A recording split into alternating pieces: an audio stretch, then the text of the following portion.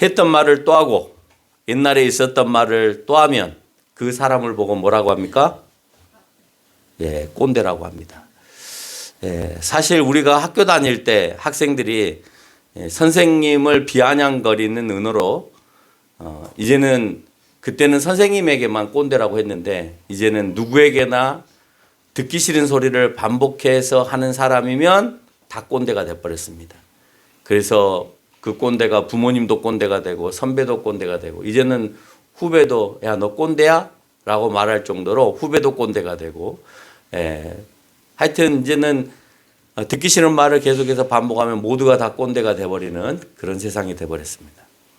근데 재밌는 건 뭐냐면 그렇게 듣기 싫은 말을 반복해서 하는 사람을 꼰대라고 한다면 듣기 싫은 말 자체를 뭐라고 하냐? 라떼라고 얘기합니다. 라떼. 그래서 오늘 제목이 라떼 모세예요. 라떼 모세. 뭐 다 합치면 라떼 꼰대 모세 이렇게 하면 좋을 텐데 말이 안 맞더라고요. 그래서 오늘 라떼 모세라고 표현을 했습니다. 단어는 예쁜 것 같아요. 라떼 모세. 라떼는 말이야. 오늘 모세는 라떼는 말이야를 이제 계속 얘기합니다. 라떼는 이랬어라고 얘기를 합니다. 신명기가 한자적인 의미로 신명기 이렇게 표현한 건 한자로 표기한 겁니다. 한자로 표기한 그 단어적인 의미는 거듭된 명령이라는 뜻을 가지고 있습니다. 거듭된 명령. 영어식 표현은 듀터오니옴이라고 하는 단어를 사용하는데 이 단어는 제2의 율법이라는 단어의 의미입니다. 제2의 율법. 히브리어에서 계속해서 그 히브리적 원래의 단어, 유대인들이 토라라고 하는 이 성경, 우리는 이제 모세오경이라고 합니다만 그들은 토라라고 표현하는데 이 토라 성경 안에는 뭐라고 되어 있냐 히브리어로 엘레 하디바림이라고 쓰여져 있습니다. 이 엘디 하르바림이라고 하는 단어를 다른 말로 표현하면 데바림이라고 이제 줄여서 얘기하는데 이 말의 뜻은 말씀들의 책이라는 뜻이에요. 그래서 거듭된 말씀 제2의 율법 말씀들의 책의 의미는 말씀을 반복하다는 의미를 가지고 있습니다. 그 말은 출애굽할 때 이미 시내산에서 한 번의 말씀을 하셨잖아요. 그 시내산에서 하나님께서 하셨던 그 말씀을 모세가 이스라엘 백성들에게 전파했어요. 오늘 신명기에서 요단강을 건너서 가나안 땅으로 가기에 앞서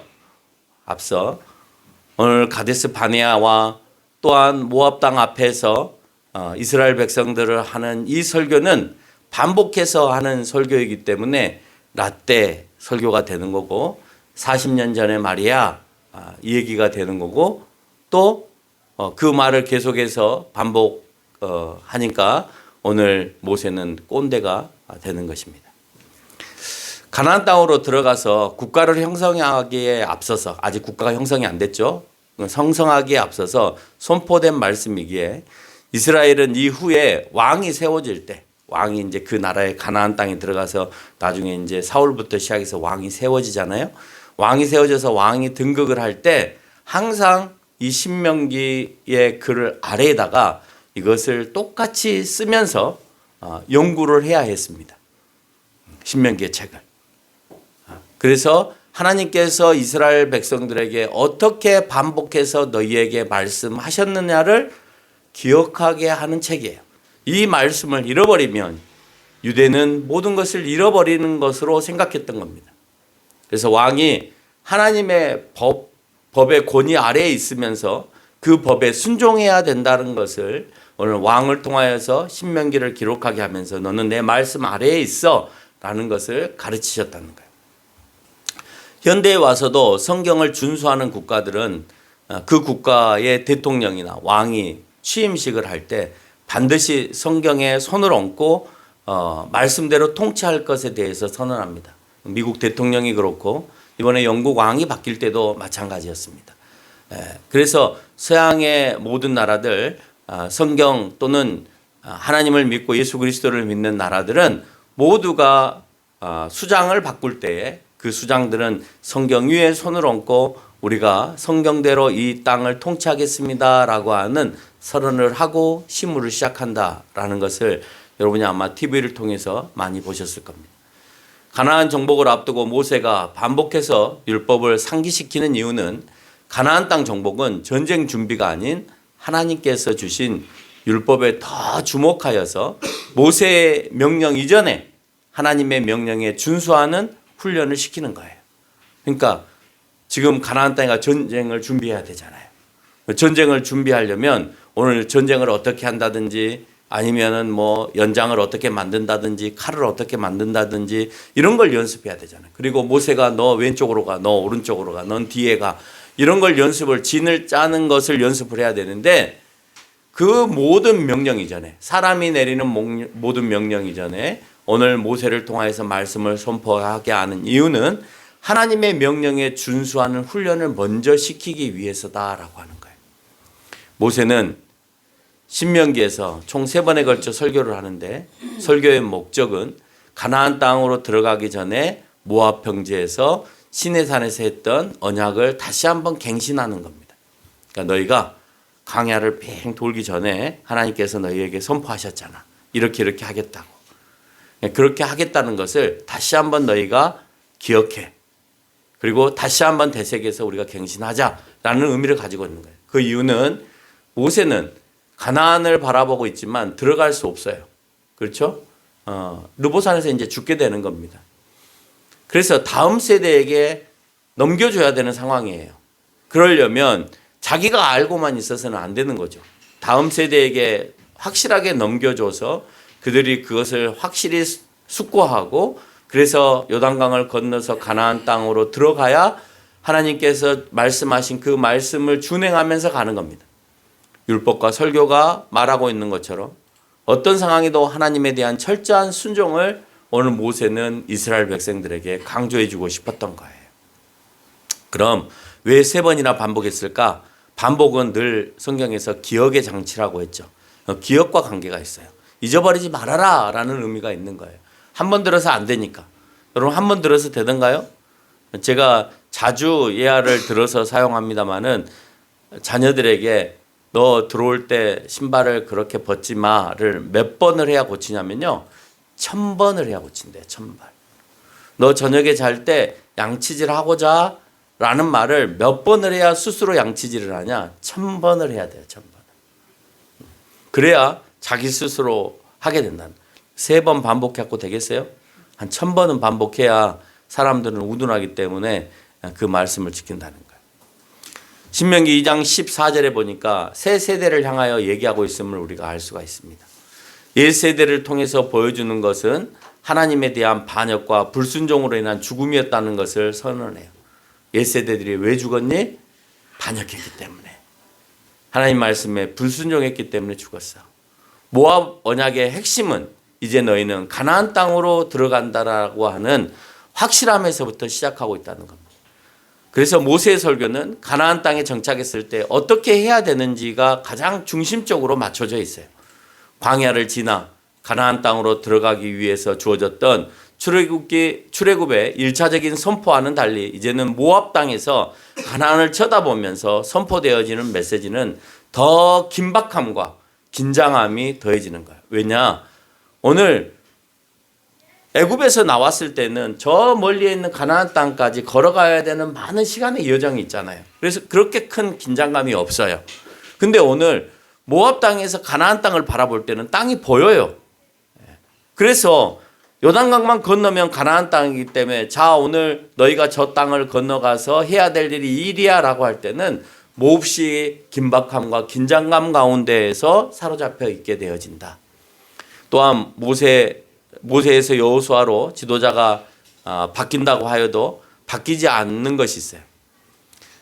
그 바뀌지 않는 게 뭐예요? 오늘 지도자가 여호수아에서 모세로 바뀌잖아요. 근데 바뀌지 않는 게 있어요. 모세 때나 여호수아 때나. 그거는 진정한 지도자가 하나님이라는 사실은 절대 바뀌지 않는 거예요. 인간의 지도자는 모세에서 여호수아로 바뀌죠. 그러나 모세도 여호수아도 누구의 지령을 받아서 움직이느냐? 하나님의 지령을 받아서 움직이기 때문에 그 진정한 지도자는 하나님이시다라고 하는 거예요. 모세와 여호와께서 동일하게 말씀하시고 이끌어 가시는 하나님. 사람이 바뀐다 하더라도 걱정할 것이 없는 것은 그 공동체가 믿음만 있으면 동일한 하나님에 의해서 이끌림을 받아가고 있기 때문이다라고 하는 거예요. 하나님의 이끌리심이 있음을 느끼는 것이 곧 내가 하나님으로부터 이끌림을 받고 있다라고 하는 것을 느끼는 것이 뭐냐? 내가 하나님으로부터 사랑을 받고 있는 비결이에요. 하나님 사랑하지 않으시면 나를 안 이끄시죠. 내가 이끈다라고, 하나님께서 나를 이끈다라고 하는 생각이 전혀 안 든다라고 하는 것은 지금 하나님으로부터 사랑을 안 받고 있다라는 생각을 하는 거예요. 그러니까 어떤 사람은 하나님으로부터 내가 사랑을 참 많이 받고 있다는 생각을 하는가 하면, 어떤 사람은 하나님이 계시는지 안 계시는지조차도 내가 의심하며 살아가요. 그게 하나님에 의해서 이끌려가는 사람과 이끌려가지 않은 사람의 차이예요. 그 말은 내가 오늘 하나님으로부터 사랑을 받고 있다, 받고 있지 않다라고 하는 걸 알 수 있는 거죠. 하나님의 이끄심이 없이는 결코 그 땅에 거주할 수 없기 때문에 사랑의 선행은 항상 성경은 뭐라고 표현하고 있냐? 순종이다라고 표현하고 있습니다. 믿음으로 인한 순종이다. 하느냐? 여러분 못할 때 많죠. 내 마음속에 해야 되는데 라는 마음을 갖고 있는데 못할 때 있죠. 가감에 그것을 끊거나 뿌리치지 못할 때가 있단 말이에요. 그러면 나는 하나님 앞에 순종하지 못하기 때문에 하나님이 나에게 주실 그 사랑과 나를 이끄시는 그 모든 것들이 나에게서 점점점 멀어질 수밖에 없다는 거예요. 모든 것을 오늘 모세는 마감하면서 모세는 이스라엘 백성들에게 무엇을 전달하고 싶었을까 하는 겁니다. 어른이 되고 나이가 많아지면 후손이나 제자들에게 지금까지 살아보니까 꼭 잊지 않았으면 좋겠다라고 하는 것을 이렇게 정리하게 되는 것 같아요. 오늘 모세는 자기가 출애굽을 해서 광야를 지나서 오늘 가나안 땅이 바라보는 이 땅까지 올 때 40년 동안의 그 삶들을 회고하면서 내가 뭘 잘했고 뭘 잘못했고 내가 앞으로 어떻게 해야 되고 너희들이 어떻게 해야 되는가 하는 것을 하는 거예요. 그것을 오늘 4장까지의 내용들을 쭉 설명하면서 압축을 하면서 7가지로 설명을 합니다. 너희가 이랬으면 좋겠다. 라떼 얘기를 해주는 거예요. 오늘 모세가 라떼 얘기를 하는데 그 라떼 얘기가 7가지요. 첫 번째, 말씀을 기억하라. 1장 5절에서 얘기하는 것처럼 너희는 하나님의 말씀을 절대 잊어버려서는 안 된다. 기억하라. 그래서 율법에서 설명하기 시작하였더라 라고 얘기하잖아요. 오늘 율법을 설명하면서 율법을 설명하기 시작하였더라. 이 말은 말씀을 기억해라 라는 말이에요. 이 율법을 설명하기 시작하였다라는 말씀으로 시작하는데 이미 라떼 같은 말이지만 다음 세대가 꼭 들어야 되는 말이 있는 거죠.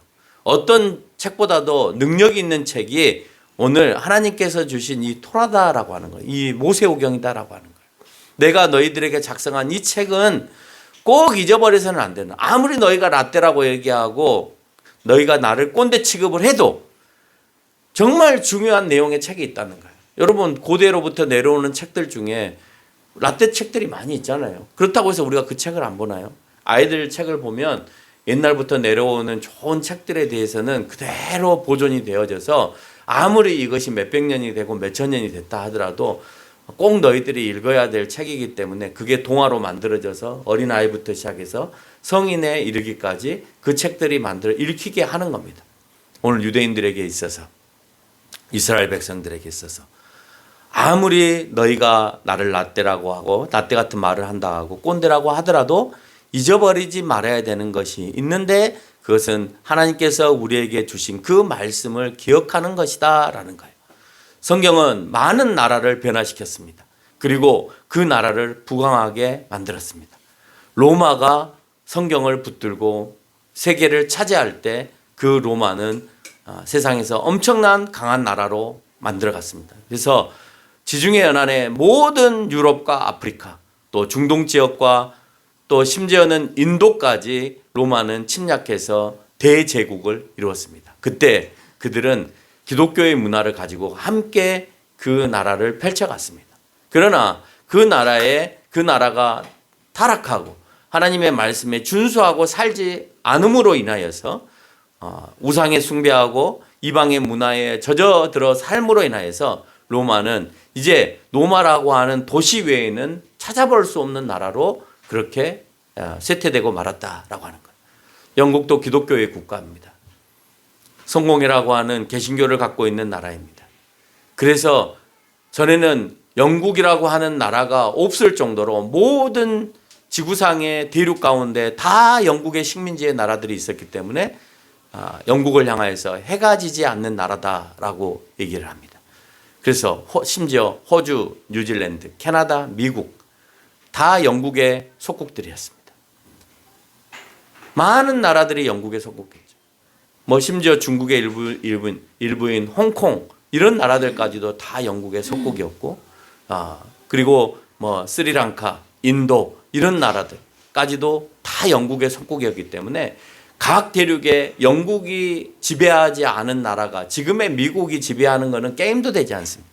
그러나 그들의 신앙이 타락하고 믿음이 점점점 소멸되어질 때 그 영국은 이제 그 영국 안에서도 네 개로 분리가 되어져서 잉글랜드라고 하는 작은 이제 나라로 전락하게 되어진다라고 하는 거예요. 스페인도 마찬가지입니다. 미국도 기독교 국가로 시작하잖아요. 그런데 점점 그 나라가 신앙 안에서 점점 퇴색되어지고 타락함으로 인해서 미국도 이제는 점점 코로나 이후부터 세계 정세를 이끌어가는 나라가 아니라 이제는 끌려가는 나라가 돼버리는 입장이 돼버렸다는 거예요. 대한민국도 마찬가지입니다. 1800년도부터 기독교 국가로 시작이 되어졌지만 그래서 그 어느 나라 못지않게끔 빠른 시간 안에 기독교가 왕성하고 많은 국민들이 예수 그리스도를 믿는 나라가 되었지만 그 믿는 사람들이 신앙이 점점점 없어지고 믿음이 점점점 꺼져가고 교회가 교회 역할을 못함으로 인하여서 대한민국도 앞으로 어떻게 되어질지 모른다. 지금은 그 예수를 믿는 나라의 힘이 인도나 아프리카로 몰려가고 있기 때문에 그 나라가 앞으로 차후 50년간은 흥황할 것으로 제가 예언을 합니다. 그래서 앞으로 50년은 인도와 아프리카가 전 세계를 이끌어가는 또 그 나라들 중에서 선진국과 같은 나라들이 지금은 보잘것없는 나라들이죠. 인도나 아프리카를 향해서 선진국이라고 하지 않잖아요. 그런데 그 나라들이 반드시 50년 이내에 큰 나라를 이룰 거라고 하는 생각을 하게 됩니다. 대표적으로 인도는 지금도 부상하는 나라로 시작되었어요. 이제 부상하는 나라이지만 부상하는 정도가 아니에요. 태국과 뭐 필리핀 이런 나라들도 과거에 부상하는 나라들이었죠. 그러나 그 나라들이 계속해서 부상하지 못하고 있잖아요. 그렇죠? 우리나라보다도 이제 처지는 나라가 돼버렸단 말이에요. 그러나 인도는 좀 더 다르다라고 하는 거예요. 그 안에 믿음이 계속해서 인도로 아프리카로 들어가고 있고 그 나라의 신앙이 점점점 커져가고 있고 거기 나라가 가지고 있는 불교나 힌두교가 점점점 멀어져 가고 있고 그런 모습들을 볼 때 신앙적으로 보고 역사적으로 볼 때 인도와 아프리카는 흥황할 수밖에 없는 상황이다. 왜? 말씀이 그 안에서 기준이 되고 있기 때문이다. 여러분 성경 말씀이 아무것도 아닌 것처럼 보이지만 그 말씀을 붙들고 갔던 그 나라들이 어떻게 성장하고 어떤 나라를 이루었는지 유대인들도 말씀을 거부할 때 하나님께서 그 나라마저도 다 하나님께서 소멸시켜버리고 멸망시켜버린 것처럼 아무리 영국이고 미국이고 또는 다른 뭐 로마라 할지라도 하나님의 말씀에 순응하지 않으면 그게 아무리 큰 제국이라 할지라도 하나님께서 한순간에 흐트러 버리심에 대하여서 우리가 봐왔습니다. 두 번째 오늘 모세가 후손들에게 또는 그 다음 세대들에게 하고 싶은 말은 뭐냐? 너희에게 땅을 하나님께서 허락하셨다. 1장 7절에 보니까. 그래서 요단 동편에서부터 시작해서 요단 동편 아모리에서 시작해서 저 북쪽 레바논과 아수르 바벨론에 있는 유브라데스 강까지 내가 너희에게 땅을 허락하였다. 이 사실을 잊어버리지 말아라라는 거예요. 그래서 이스라엘 백성들은 지금도 그 사실을 잊어버리지 않기 때문에 가자 지구 안에서 싸우고 있고 가자 지구에서만 싸우는 것이 아니라 그 유브라테스 강에 있는 이란이라고 하는 그 나라까지 하고도 계속해서 전쟁을 치르는 거예요. 여러분 이스라엘 사람들이 중동에서 전쟁을 치르는 이유가 뭐냐? 오늘 모세가 말했던 신명기 1장 7절에 얘기하고 있는 저 끝 유브라테스 강까지 너희 땅이다라고 성경에서 모세가 얘기했기 때문에 그 땅을 차지하기 전까지는 이스라엘은 계속해서 전쟁할 거예요. 그래서 아직 차지하지 못했기 때문에 자기 이스라엘 땅 안에 있는 팔레스타인 사람들을 몰아내기 위해서 열심히 노력하는 거고, 위쪽 지역에 있는 레바논 사람들을 몰아내기 위해서 하는 거예요. 왜? 북쪽 레바논도 너희 땅이다라고 얘기를 하고 있거든요. 이란하고도 계속해서 싸우는 이유가 그 땅까지 하나님께서 우리에게 주셨다라고 하는 겁니다. 그리고 1장 8절에서 그 땅에 들어가는 시작을 알립니다. 그래서 이스라엘 사람들은 저 멀리 이란까지 전쟁을 지금도 쉬지 않고 있다라고 하는 거예요. 세 번째, 너희에게 많은 백성을 약속하셨다는 거예요. 뭘 약속하셨다고요? 많은 백성을 약속. 신명기 1장 10절로 11절에 보니까 그 안에서 5절 이후에 선포했던 말씀들을 이미 출애굽에서 언급한 대로 시내산의 언약을 다시 한번 상기하면서 너희 백성이 얼마나 많이 하겠냐? 별과 같이 많이 하겠다. 별과 같이. 별과 같이 많이 했고 이스라엘 백성들을 광야에서 다 소멸시켜버렸어요. 그 별과 같이 많은 백성을 다 죽였지만 오늘 이 모압 땅 앞에서 너희 백성들을 다시 한번 헤아렸더니 그대로 나는 너희와 약속했던 60만의 대군을 그대로 유지하게 했다는 거예요. 이 백성들을 가나안 땅에 들어가서도 내가 유지하게 하시겠다라는 거예요. 근데 재밌는 건 뭐냐면 이스라엘이 1948년도에 거의 1900년 동안 땅 없이 살다가 뿔뿔이 흩어져서 디아스포라에서 자기의 땅도 없이 모든 나라에 흩어져 갖고 그렇게 살다가 1948년에 다시 지금의 이스라엘 땅에 독립을 해서 살게 되었습니다. 그때 이스라엘 백성들은 독일에서도 대학살을 당하고 헝가리에서도 대학살을 당하고 심지어 일본에서도 유대인들이 살고 있었는데 대학살을 당합니다. 미국 사회 안에서도 유대인들이 핍박을 받습니다. 그러니까 유럽의 많은 나라들로부터 핍박을 받고 있는 것이 유대인들이에요.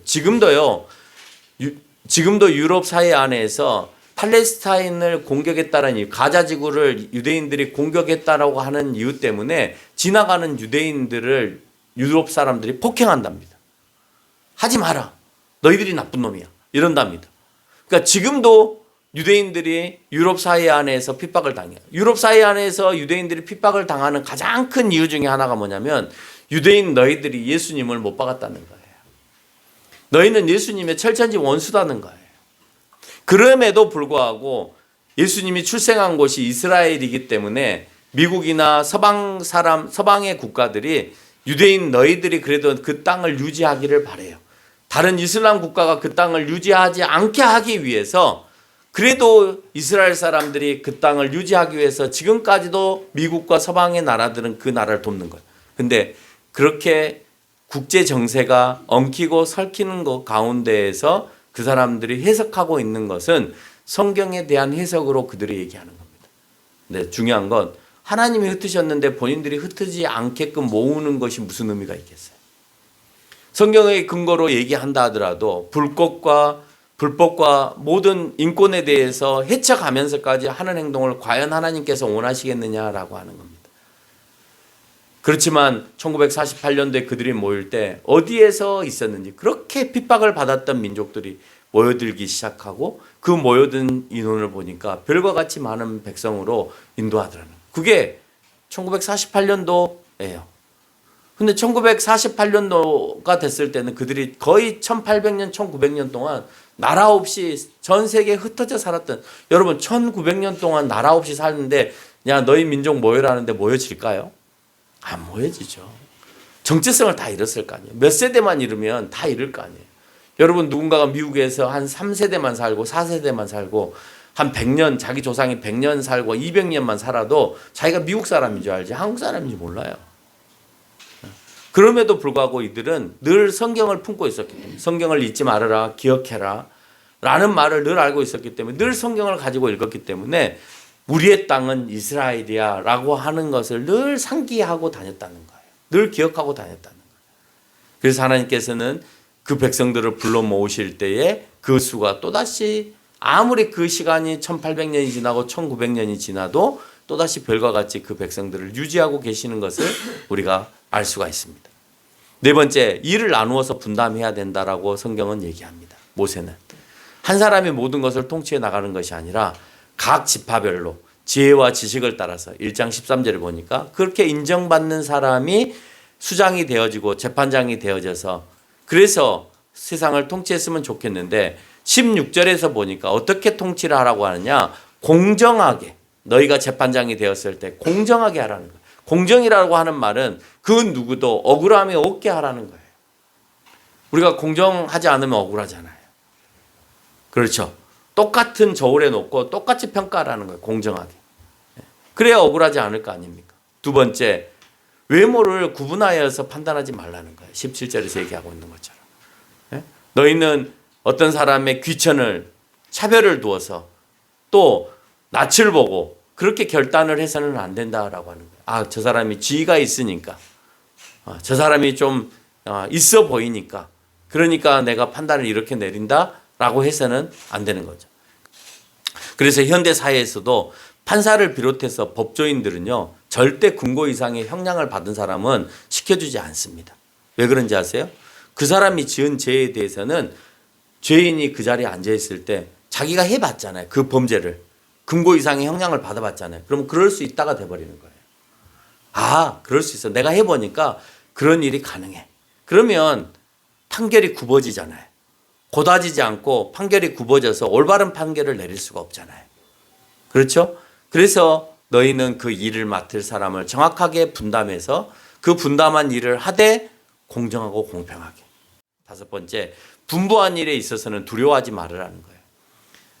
가나안 땅 정탐을 해라 했을 때 사람들을 보내어 정탐한 일을 1장 오늘 20절에서 21절에서 얘기합니다. 근데 올라갔다 와보니까 그 사람들이 우리보다 훨씬 커요.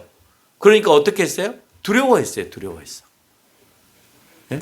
분부한 일에 있어서 두려워하지 마라. 하나님께서 하라 하신 일이니까 두려워하지 말아라. 근데 거기 가니까 큰 사람 안악 자손들이 있어서 내 눈에 보이니까 너무 두려운 거예요. 눈으로 보니까. 눈으로 안 봤을 때는 그 가나안 땅이 두려웠어요? 안 두려웠어요? 안 두려웠죠. 근데 그 가나안 땅 정탐을 하고 와서 보니까 두려워요? 안 두려워요? 두렵죠. 왜? 내가 눈으로 봤기 때문에 그래요. 전쟁은 해봤으니까 두려워요? 안 두려워요? 전쟁은 해봤으니까 두려워요. 근데 우주에 있는 운석들이 여러분 두려워요? 안 두려워요? 안 두렵죠. 왜? 안 보이니까. 근데 우주에 있는 운석들이 반경이 1km 또는 10km 되는 운석이 지구에 떨어지기만 하면 그냥 우리는 전쟁을 일으키는 거하고는 게임도 안 되게 지구는 박살이 나버리는 거예요. 근데 우리가 우주에 떠다니는 운석을 보고 두려워하셨나요? 아니요. 인간은 눈에 보여야 두려운 거예요. 그러니까 하나님이 안 두려운 거예요. 왜? 눈에 안 보이니까. 그래서 우리가 늘 속된 말로 하는 말이 있죠. 영안이 열려야 하나님도 보이는 거예요. 영안이 안 열리니까 하나님이 안 보이는 거죠. 안 보이니까 내가 하나님을 함부로 하는 거예요. 여러분 바이러스가 무서워요?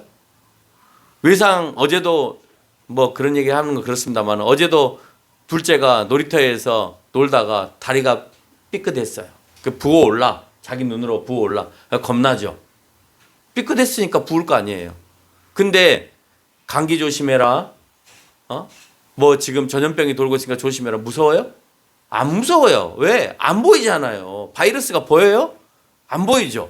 그냥 전염병에 걸려서 옆에 있는 사람이 쓰러지고 죽어 나가야 이제 그때 가서 그 죽음이 두려운 것이지 바이러스가 두렵진 않아요. 여러분 코 안에 수천 가지의 바이러스가 지금도 생존해 살고 있어요. 여러분과 같이.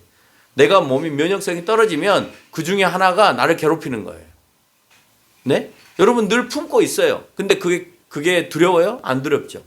몸이 건강하지 않은 사람이 제일 두려워하는 게 뭐냐면 감기예요. 감기에 걸리면 죽어요. 우리가 코로나 바이러스도 감기 바이러스잖아요. 그렇죠. 그러니까 몸이 안 좋은데 감기를 하면 여러분 몸 안 좋은 사람이 감기를 할 때 얼마나 그게 고통스러운지 여러분 아실 거예요. 못 이겨내요. 그 감기마저도 이겨내기가 너무 힘들어요. 몸이 건강하지 않으면. 그래서 우리 사모님도 요양 뭐 그런데 병원에서 일을 해보시니까 알겠지만 제일 나이 드시고 병이 들어있는 분이 제일 위험한 게 감기잖아요. 감기 걸리면 끝나거든요. 어떻게 할 수 있는 방법이 없어. 근데 우리는 그 보이지 않는 바이러스에 대해서 그렇게 두려워하지 않는다라고 하는 겁니다. 거인들을 보고는 두려워했지만 오늘 왜 너희는 보이지 않는 하나님에 대해서는 두려워하지 않느냐라고 하는 거예요. 두려워해야 될 대상은 하나님인데 너희는 하나님께서 그렇게 두려움의 대상이어야 해서 하나님이 분부한 일에 대해서 믿고 가야 됨에도 불구하고 하나님이 보이지 않음으로 인해서 두려워하지 않고 보이는 시각으로 보이는 그렇게 키가 크고 막 힘이 세 보이는 그 민족에 대해서 내가 두려워하고 있다는 거예요. 하나님의 분부한 일에 대해서 두려워해야 돼요. 우리는 가시적으로 드러나고 있는 그 사람에 대해서 두려워해서는 안 된다는 거예요. 여러분 저희 교회도요 막 큰 소리치고 들어오는 사람들이 가끔 있어요. 막 자기가 뭐 깜빵에 있었다는 둥, 자기가 뭐 왕년에 뭐를 했다는 둥, 막 어깨에 힘을 주고 막 들어옵니다. 제가 그게 무서울까요? 하나도 안 무섭죠. 그게 왜 무서워요? 데려 앉혀요. 야 앉으라고. 앉혀놓고 조곤조곤 얘기해요. 너 인천에서 뭐 그 깡패 짓거리 하고 왔다고? 너 거기에 번데기 알아? 내가 물어보죠. 번데기는 가상의 인물이에요. 그냥 한번 내가 툭 던진 말이에요. 아니 모릅니다. 시기 번데기도 모르면서 깡패 짓 한다고 그래? 그러면 이제 내가 굉장히 대단해 보이잖아요. 예? 걔네들은 지보다 더 강한 얘기를 하면 그냥 꿀려해요. 그것이 진짜인지 가짜인지도 모르고. 예. 그런 사람들이 와서 협박한다고 해서 내가 그걸 받아주냐고요. 하나도 안 받아주죠. 내가 싸움을 잘해서가 아니라 그런 사람들이 와서 아무리 협박을 해도 내가 그 말들에 대해서 받아주냐. 뭐 공무원이 와서 뭐 어쩌고 저쩌고 뭐 코로나 때 뭐 그런 얘기들 해도 하나도 안 무서운 거예요. 내가 뭘 잘못했까니. 너희들이 하라는 대로 준법 정신을 다 지키면서 소독할 거 다 하고 우리는 다 와도 거리 띄우기 해서 얼마든지 이수만 예배 드리니까 걱정할 게 하나도 없는데 이 평 안에 드려야 될 인원이 몇 명이니까 그 사람만 예배 드리면 되는데 우리가 왜 두려워하냐고요. 근데 뭐 어디 입안했는가 어쩌는가 뭐 확인하러 왔습니다.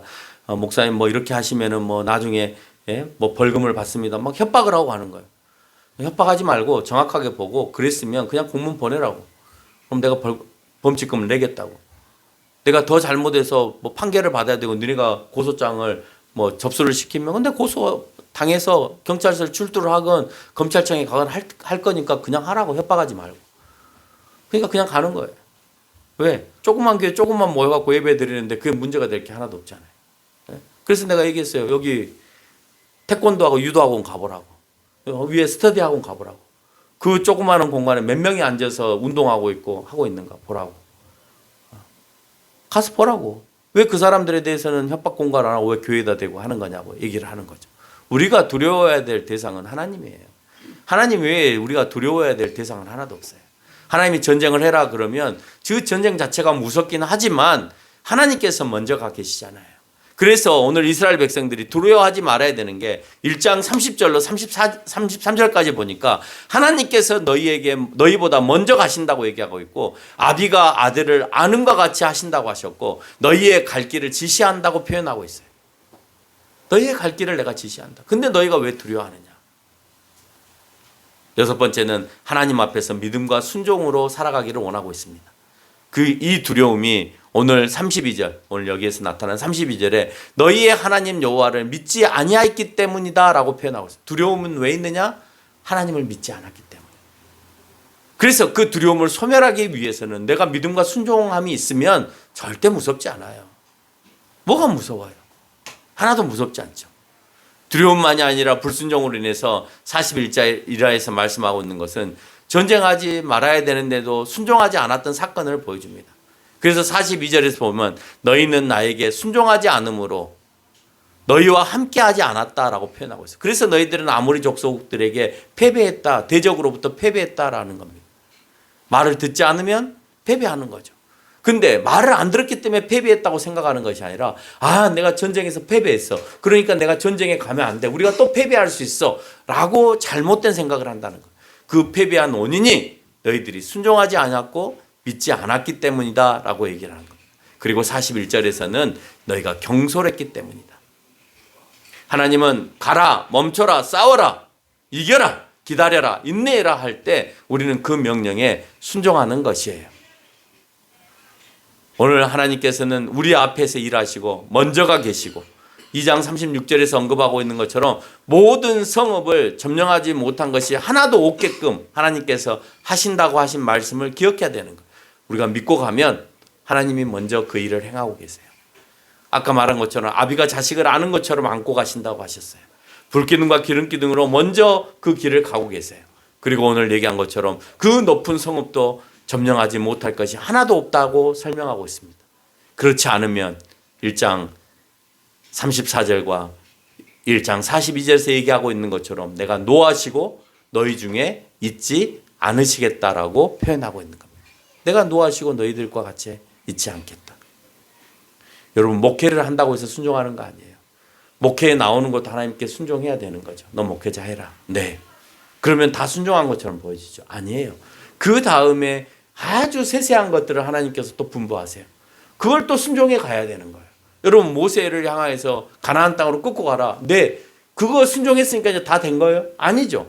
그 안에서 너희가 멈춰라고 하면 멈춰야 되고, 가라 하면 가야 되고, 그 안에서 제사를 지내라 하면 제사를 지내고, 그 모든 것들이 또 다른 순종으로 연결되어야 된다는 거예요. 교회에 출석하는 것이 순종하는 것이 아니라, 교회에 출석한 이후에 하나님께서 나에게 주신 그 명령이 무엇인가 하는 것을 반드시 기억해야 된다는 거예요. 마지막으로 하나님께서 반드시 약속을 지키신다는 거예요. 너희와 한 약속을 지키신다는 거예요. 위에서 얘기하는 것처럼 너희 백성을 그대로 유지시키겠다는 거, 그 땅을 주시겠다는 거, 너희가 믿음으로 인해서 그 전쟁에 승리하겠다고 하는 그 약속을 너희가 믿기만 하면 반드시 승리케 하겠다라고 하는 것입니다. 2장 25절에 보니까 이미 그들에게서 무서움과 두려움을 주어 떨고 근신하게 하며 이미 전쟁을 할 마음을 빼앗으신 하나님의 모습을 발견해요. 그곳에 갔더니 이미 그 사람들의 마음을 하나님 앞에서 무섭고 떨리게 만들어버리는 거예요. 그러니까 이스라엘 백성이 전쟁을 치르지도 않았는데 그 가나안 땅에 있는 사람들은 이미 무서움과 두려움에 떨고 있는 거예요. 여러분, 전쟁은요, 사기입니다. 사기가 없으면 끝나는 거예요. 여러분, 서울의 봄이라고 하는 영화를 최근에 제가 한번 보고 왔는데, 뭐 그때 당시에 이제 제가 학창 시절 지냈기 때문에 뭐 우리 세대들이 이제 경험했던 그런 역사적인 사건이잖아요. 그리고 그쯤에 강주에서 또 제가 거주하고 있었기 때문에 그런 상황들을 우리가 이제 잘 알잖아요. 그래서 가서 봤습니다. 여러분, 거기서 보니까요, 전쟁이 이기고 지고는 사기 문제예요. 우리가 질 것 같거든요. 가면 우리 부하들이 다 죽을 것 같거든요. 그러니까 안 가버리는 거예요. 아예 해보지도 않고 가지 않는 거예요. 그러니까 그 사람들이 져버리는 겁니다. 나머지 사람들은요, 소수이고 적은 인원이지만 우리가 할 수 있다, 해보자, 가서 부딪혀 라고 하니까 그 사람들은 소수임에도 불구하고 역전시켜버리는 거예요. 그래서 반란군이 승리하는 그런 일이 벌어지게 되어지는 것입니다. 하나님께서는 끝까지 우리에게 그 일들을 이루어가게 하신다라고 설명합니다. 결론을 맺겠습니다. 꼰대가 라떼 얘기를 한다고 하더라도 반드시 들어야 하는 것은 그것이 생명의 말씀이기 때문에 들어야 해요. 부모가 그렇게 하지 말아라 라고 할 때는 오랜 노하우를 통해서 그렇게 했을 때 다치고 위험하기 때문에 자녀들에게 하는 거예요. 그러나 애들은 1살, 2살 먹어도 그렇게 하지 말아라 할 때 하기 싫어서 땡깡 부리고 하겠다고 끝까지 고집 피우고 하잖아요. 그렇죠. 근데 부모는 그렇게 놔뒀다가는 얘가 다칠 수도 있고 위험하니까 끝까지 그 고집을 못 피우게 만들죠. 본문이 우리에게 반복해서 주는 메시지는 하나님께서는 우리와 약속하신 말씀을 신실히 이행해 가신다는 것이고, 그 신실함 앞에서 우리는 두려워하지 말고 믿음으로 순종할 때 우리가 일하는 것이 아니라 누가 일하신다고요? 하나님이 일하신다고요. 내가 광야를 가서 가나안 땅으로 가는 것이 내가 꼭 하는 것처럼 보여지지만 그 보살핌과 인도하심이 없으면 우리가 가나안 땅에 갈 수 없다라고 하는 사실을 기억하시고, 오늘 여러분이 하나님 앞에 헌금을 하고 예배를 드리기 때문에 내가 그래서 나는 천국 간다라고 착각하지 마세요. 하나님께서 여러분을 이끌어 가시기 때문에 여러분이 천국까지 간다는 사실을 기억하면서 살아가는 저와 여러분이 되시기를 바랍니다.